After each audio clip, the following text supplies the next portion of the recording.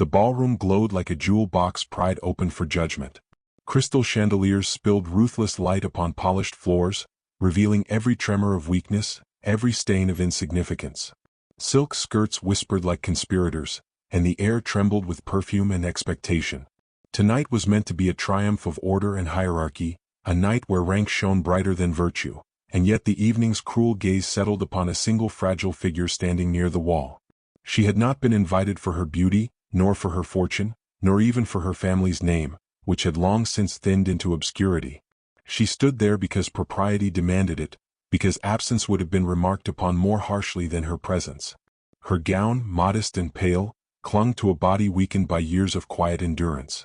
Beneath lace and silk, pain lingered like a second pulse, carefully hidden, fiercely controlled. Whispers began before the music reached its first crescendo. They drifted across the room with the elegance of trained cruelty, soft enough to deny, sharp enough to wound. Some spoke of her illness, others of her insignificance, and a few speculated with bored malice about how long she would last before collapsing. She heard none of it clearly, yet felt all of it, each murmur pressing against her spine until she stood straighter out of sheer defiance. The orchestra swelled, violins lifting the room into motion. Couples took to the floor, laughter sparkling beneath the chandeliers. She remained still, gloved hands folded, eyes lowered not in submission but in practiced restraint. To look too closely was to invite pity, and pity was a sharper blade than scorn. She had learned that early, learned it alone. Across the room, the Duke of Ravenshollow observed the spectacle with an expression carefully schooled into neutrality. He stood among peers and admirers, his presence commanding without effort, his name sufficient to bend conversations toward him like iron filings to a magnet. Power rested on his shoulders as naturally as his tailored coat, yet tonight his gaze lingered where it should not have. He noticed the stillness of the woman by the wall, the way the crowd curved unconsciously around her, leaving a hollow space society pretended not to see. She attempted to move when a sudden dizziness swept through her, swift and unforgiving. The floor tilted, lights blurring into streaks of gold. Her fingers tightened against the wall, breath caught behind her ribs, and for a moment she believed she might master it, that discipline would triumph as it always had. But the body, long ignored, demanded its due. A faint gasp escaped her before she could stop it. Heads turned. Silence, that most merciless of audiences, fell like a blade. Someone laughed, a brittle sound quickly stifled, but the damage was done. Her knees buckled, not fully, not yet, though the threat trembled visibly through her frame. No one moved to help. Help implied acknowledgement, and acknowledgement threatened the comfortable fiction that weakness did not exist among them. Eyes slid away, conversations resumed in murmured fragments, and dignity was left for her to salvage alone. The Duke's mother, resplendent in authority and diamonds, noticed the disruption and frowned. Her gaze assessed the scene with cold precision, and her lips thinned, displeased not by the woman's suffering but by its inconvenience. A single raised eyebrow sent a clear message to those nearby. This was not a moment worthy of concern. The heroine straightened by force of will, heat flooding her face, humiliation burning brighter than pain. She adjusted her gloves, a small, deliberate act of self-command, and lifted her chin. If she were to be judged, she would be judged standing. Her heart pounded, not from fear of collapse but from the deeper ache of being seen only at her weakest. That was when the Duke moved. It was not dramatic, not at first. He excused himself with measured courtesy, his voice low, his expression unreadable. The shift rippled outward nonetheless, a subtle disturbance felt before understood. Conversations faltered. A few curious eyes followed his progress across the floor. He stopped before her, close enough that she caught the faint scent of leather and rain, grounding and unexpected. For a heartbeat he said nothing. His gaze met hers directly, without curiosity or condescension, and in that quiet moment she felt something more unsettling than shame. She felt recognized. "Madam," he said at last, his tone gentle yet unmistakably firm, "you appear unwell." The words were simple, yet their weight stunned her. No one had spoken to her so plainly all evening. She inclined her head, attempting composure, even as her strength wavered. "It is nothing, Your Grace," she replied, the lie smooth from years of practice. He did not retreat. Instead, he offered his arm, a gesture so ordinary, so charged, that the room seemed to draw a collective breath. Gasps fluttered like startled birds. To accept would invite scandal. To refuse would invite collapse. The contact sent a tremor through her, not of weakness, but of astonishment. His sleeve was steady, unyielding, a promise of balance she had not been offered in years. Around them the room sharpened with attention, every breath held, every assumption rearranging itself. She sensed, without looking, the tightening mouths, the lifted fans, the calculations already unfolding. This was no rescue born of impulse. It was an interruption of order.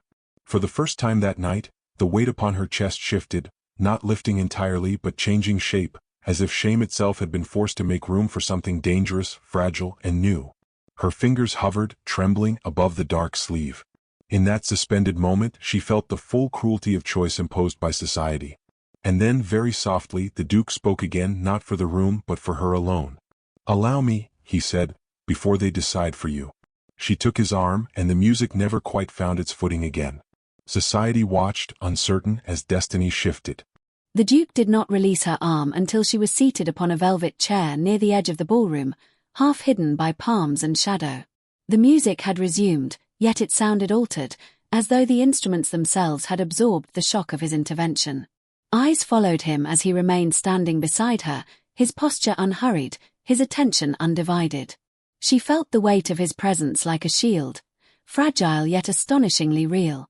"Take a moment," he said quietly. "The room will survive your absence." A flicker of something like amusement touched his mouth, quickly restrained, as though he had nearly revealed too much of himself. She nodded, unable to trust her voice. Her pulse still raced, but the dizziness retreated, shamed into submission by the sudden stillness he had carved around her. A footman approached at once, summoned by a subtle gesture from the Duke. Water was produced, a folded handkerchief offered. The handkerchief was immaculate, marked only by a discreet crest. When she accepted it, her fingers brushed the linen and trembled. Such an object, insignificant in any other hand, felt perilous here, already heavy with meaning. Across the room, whispers multiplied. The attention had shifted from her weakness to his audacity, from her fragility to his intention. Ladies leaned together like blossoms closing against a chill. Gentlemen measured the distance between decorum and spectacle. No one quite smiled. The Duke's mother rose from her seat. The movement was graceful, calculated, and unmistakably deliberate. Her approach cut through the room with the authority of lineage, and the Duke turned before she spoke, as though he had sensed her displeasure gathering shape. Her gaze passed briefly over the seated woman, sharp and dismissive, before fixing upon her son. "This is neither the time nor the place," she said, her voice pleasant enough to wound. He inclined his head, acknowledging her without retreating. "On the contrary," he replied evenly, "it is precisely the time." The exchange was brief, but its implications rippled outward.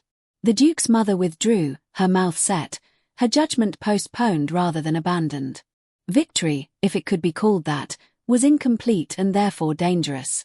When at last the Duke stepped away, promising to return, the space he left behind felt suddenly colder. The heroine sat alone again, though not as she had been before. The chair beneath her seemed borrowed, temporary, and the handkerchief in her lap burned like contraband. She folded it carefully, intending to return it, yet unable to release it just yet. The ball concluded without further incident, though tension clung to the air like smoke. Carriages lined the drive beneath a moonless sky. As she was helped inside her own, she sensed the gazes that followed, curious and sharp. The door closed, sealing her into darkness and thought. By morning, the city had spoken. Her name appeared nowhere, yet she was everywhere discussed. Drawing rooms hummed with speculation. It was said she had feigned illness for attention. It was said she had ensnared the Duke with calculated frailty. It was said, most damningly, that he had been compromised by private concern, that chivalry had overstepped into something far less forgivable. She learned these things through fragments, through carefully worded sympathy and poorly concealed curiosity. Each retelling stripped her further of dignity, turning her from a woman into a cautionary tale. She bore it in silence, as she always had, though the weight pressed heavier now for having been briefly lifted. That afternoon, a small parcel arrived at her residence. No card accompanied it. Inside lay a single white camellia, unblemished, wrapped in plain paper. The flower's meaning was unmistakable, even to those who pretended otherwise. Respect. Esteem. A declaration too restrained to be denied, too visible to be ignored. Her hands shook as she held it. Gifts, she knew, carried obligations. Yet this one felt different, less like a claim and more like a recognition. Still, the scandal deepened. The flower was discussed before it had even wilted. The Duke's intentions were debated with relish. Her motives were dissected without mercy. That evening, as twilight bruised the sky, a letter arrived, sealed with familiar wax. The handwriting was precise, unadorned. She hesitated before opening it, aware that words, once read, could not be returned. "I regret the position into which you have been placed," the letter read. "It was not my intent to endanger your peace. Yet I cannot regret seeing you spared further cruelty. If my regard has brought you discomfort, I will withdraw it at once. Should you wish otherwise, you need only say so."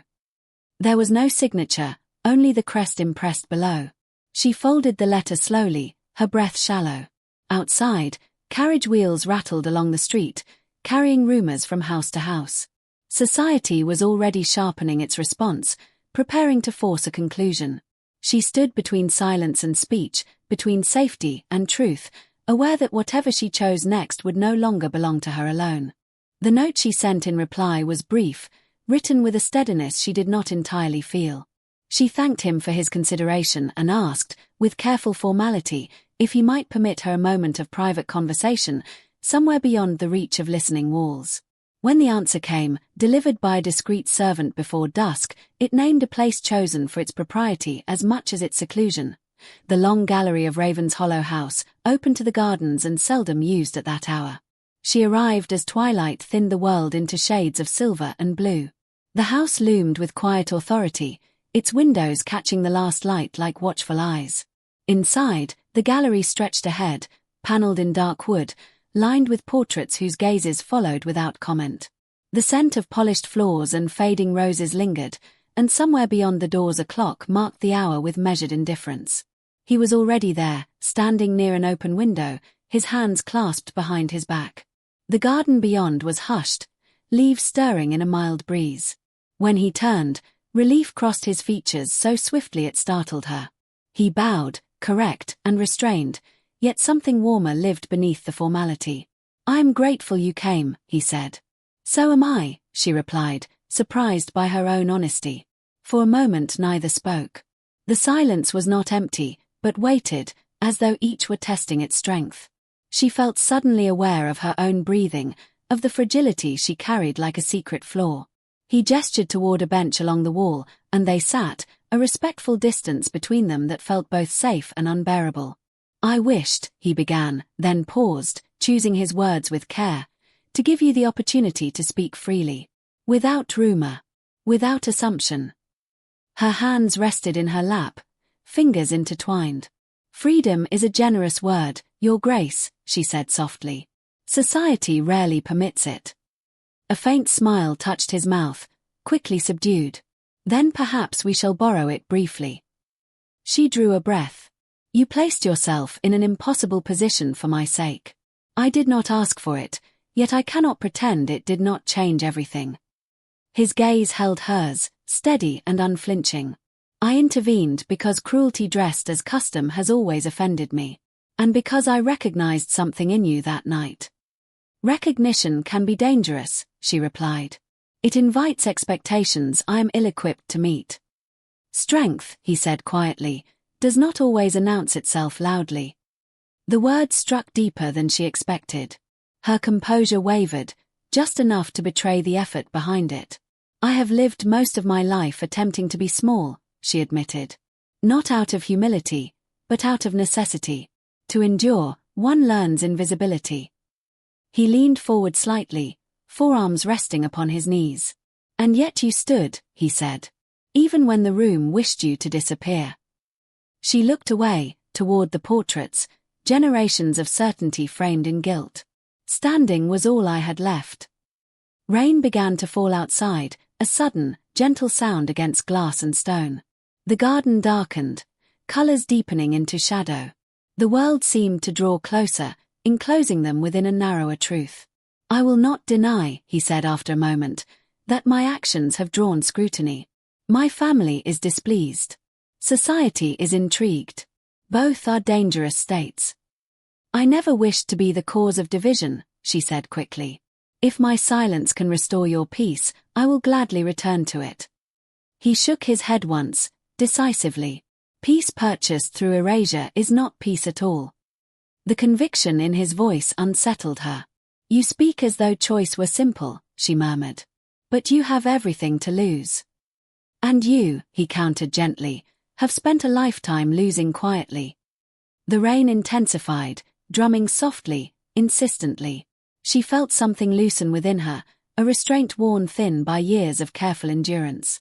I am tired, she said, the confession escaping before she could soften it. Tired of being grateful for scraps of kindness. Tired of fearing that visibility will cost me what little stability I possess.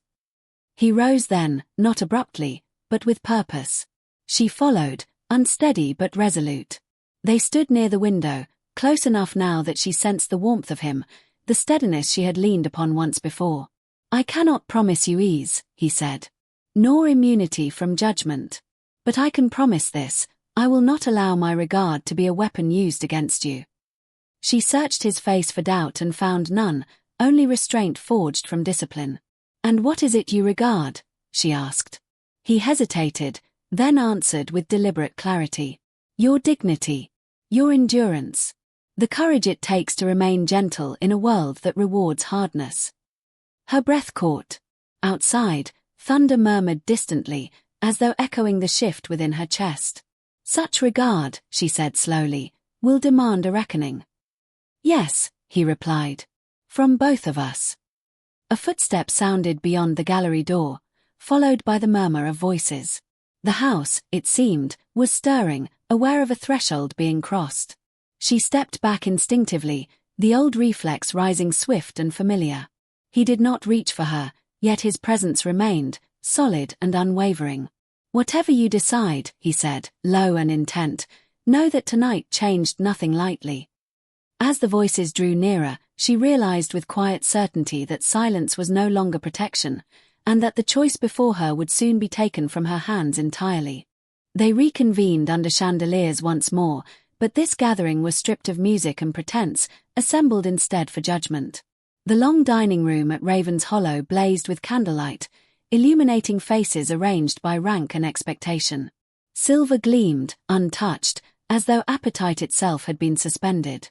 She stood at the threshold, invited yet unwelcome, every instinct urging retreat even as resolve anchored her feet. The Duke entered moments later. Conversation stilled. His presence carried a gravity that settled the room into uneasy attention. He did not look at her immediately, choosing instead to acknowledge his family with the courtesy demanded of him.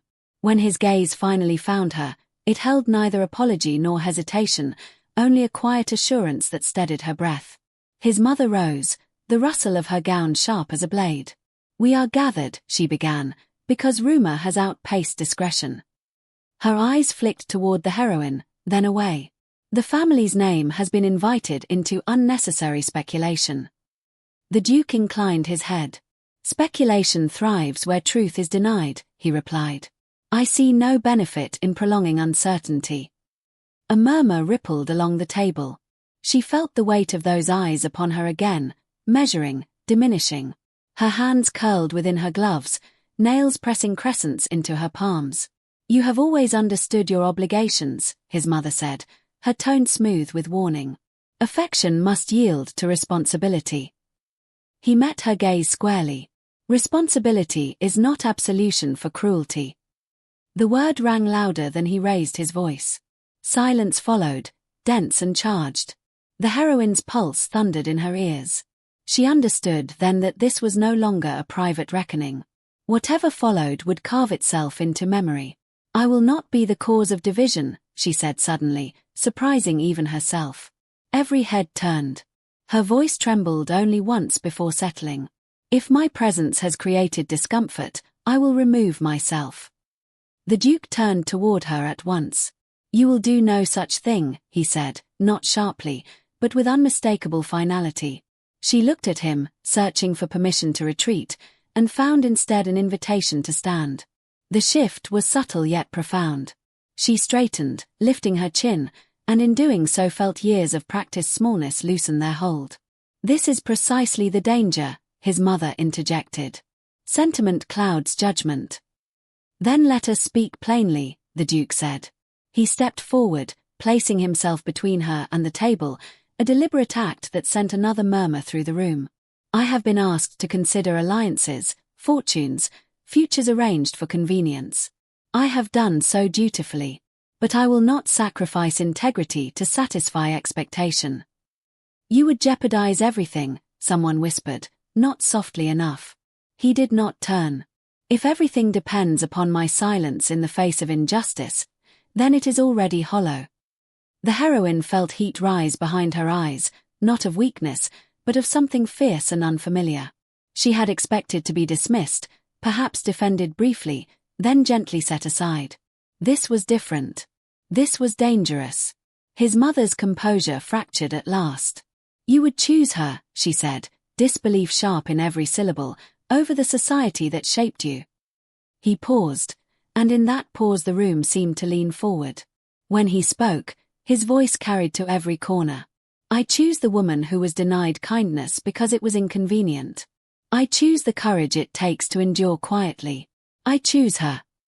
The words fell like a declaration, irrevocable and stark. No poetry softened them, no flourish distracted from their weight. The room erupted into stunned stillness. Her breath left her in a rush she could not restrain. She had not known how deeply she longed to be chosen until the choosing was done. "This cannot stand," his mother said, though her certainty wavered. "You will regret this." "Perhaps," he replied. "But regret born of honesty is preferable to comfort born of cowardice." He turned to her then, extending his hand as he had in the ballroom, yet now the gesture carried far greater consequence. The room watched, suspended between scandal and history. She hesitated only a heartbeat. In that instant she saw clearly what lay ahead. Whispers sharpened into exclusion, doors quietly closed, invitations withheld. She also saw something else, rarer and more terrifying. She saw herself unhidden. Her fingers slipped into his, steady despite the tremor beneath. The contact was brief, restrained, yet it sealed the moment more firmly than any vow. Gasps followed. A chair scraped. Someone laughed, brittle and disbelieving. None of it mattered. The shift had already occurred. He did not draw her closer, nor did he release her. Together they stood, a study in composure against the storm of opinion-gathering force. "We will take our leave," he said calmly.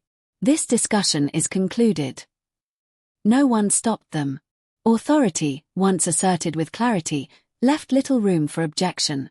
As they walked from the room, she felt the air change, lighter and colder, as though the house itself exhaled. In the corridor beyond, the noise faded. Candlelight flickered along the walls, shadows stretching and retreating with each step. Only then did he release her hand. "You need not bear this alone," he said quietly. She looked at him, emotion rising swift and unguarded. "You have set fire to your own world," she whispered.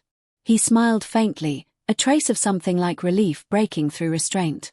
"Then we shall see what grows from the ashes." Behind them, doors closed, sealing judgment inside. Ahead lay uncertainty vast and uncharted. Outside, night gathered thick and expectant, the city murmuring beyond the gates. Carriages waited, symbols of retreat or advance. She felt the enormity of what had been done settle at last, not as fear but as resolve.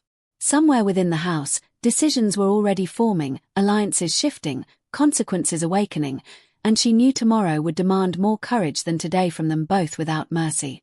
Morning arrived without ceremony, pale light creeping through curtains as though uncertain of its welcome. The city beyond Raven's Hollow stirred already, carriages rolling, voices rising, judgment traveling faster than dawn. By breakfast, the choice made the night before had ripened into consequence. Invitations were withdrawn with polite regret. Doors once open remained carefully closed.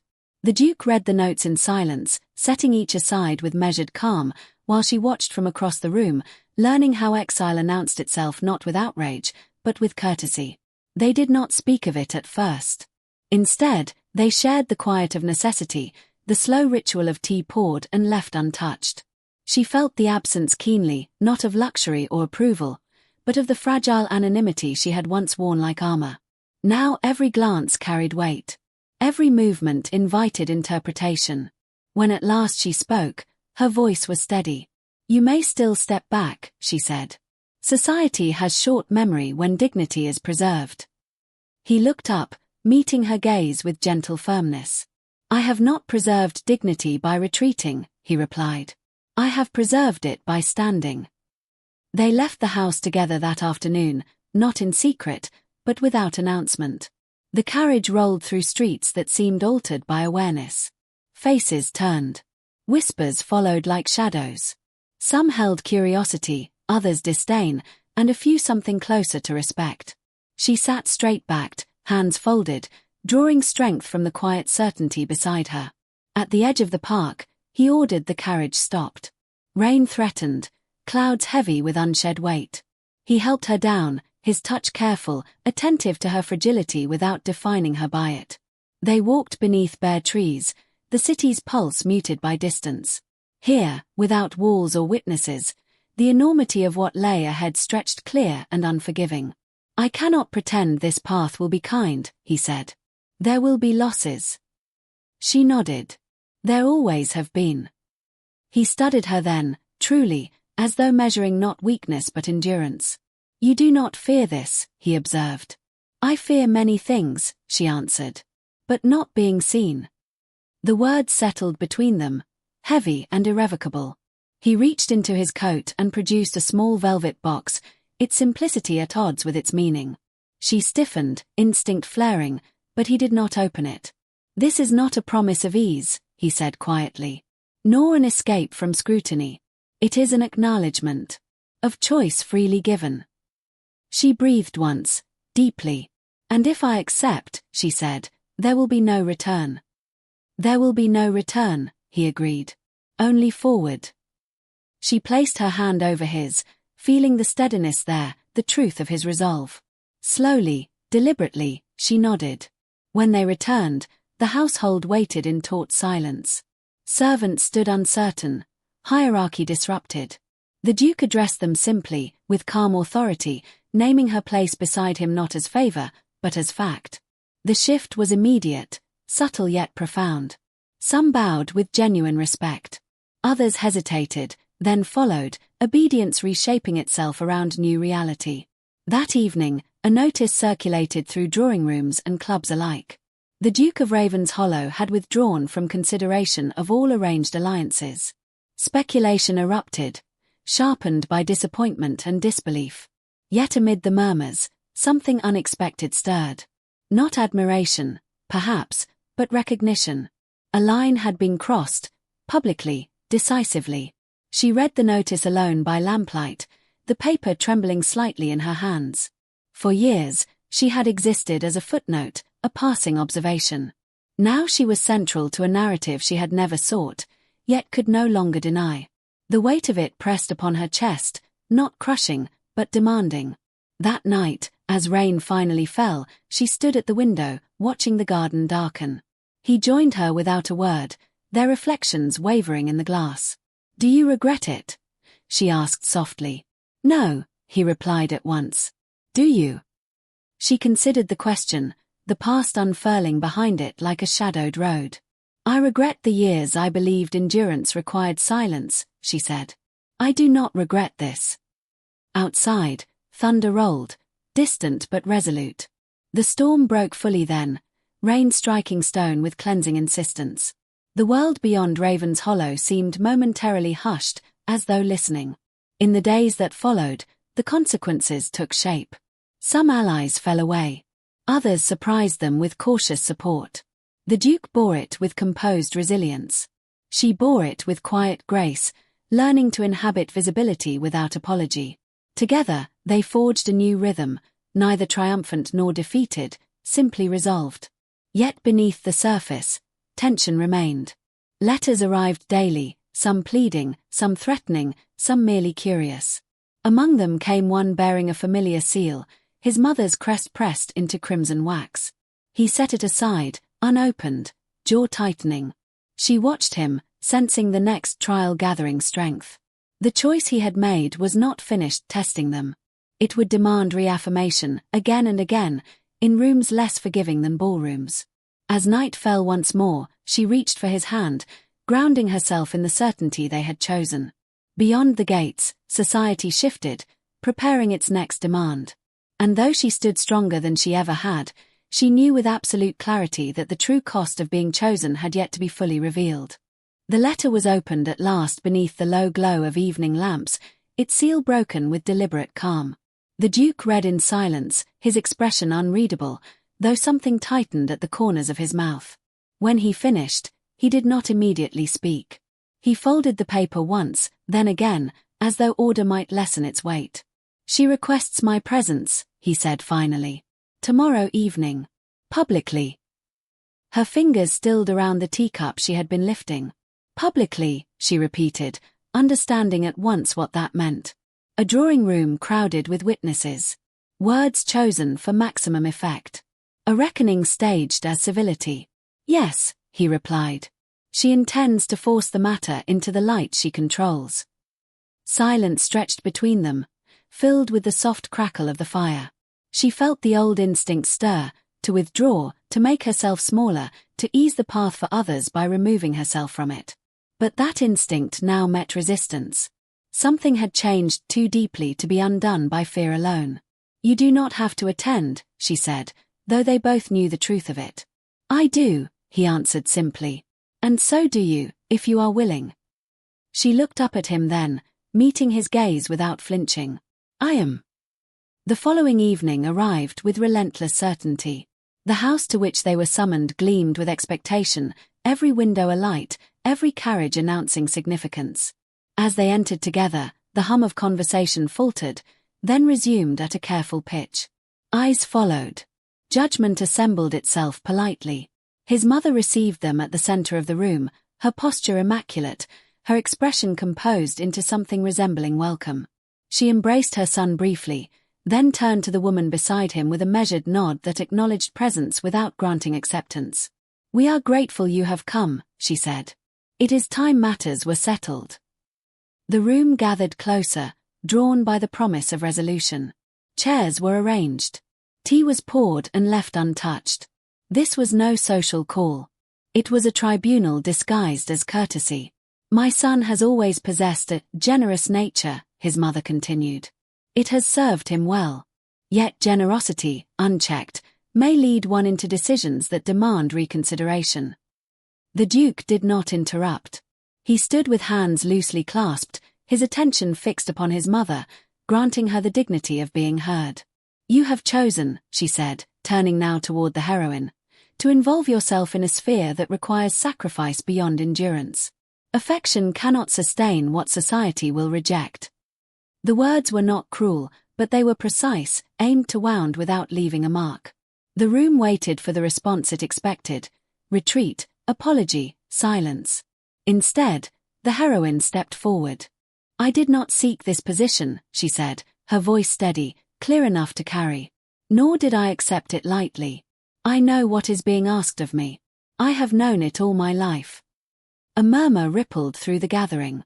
She felt her pulse quicken, but did not falter. "I was taught that endurance was my sole virtue," she continued.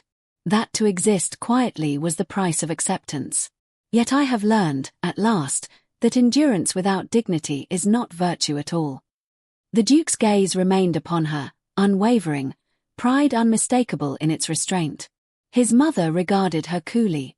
"Dignity," she said, "is preserved by knowing one's place." "Yes," the heroine replied. "And I have finally chosen mine." The silence that followed was profound. It was broken not by outrage, but by the Duke himself. "There will be no reconsideration," he said calmly.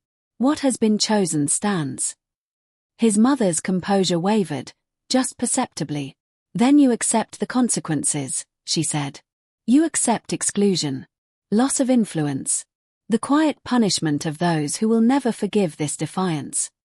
"I accept them," he replied. "Freely." The room seemed to exhale.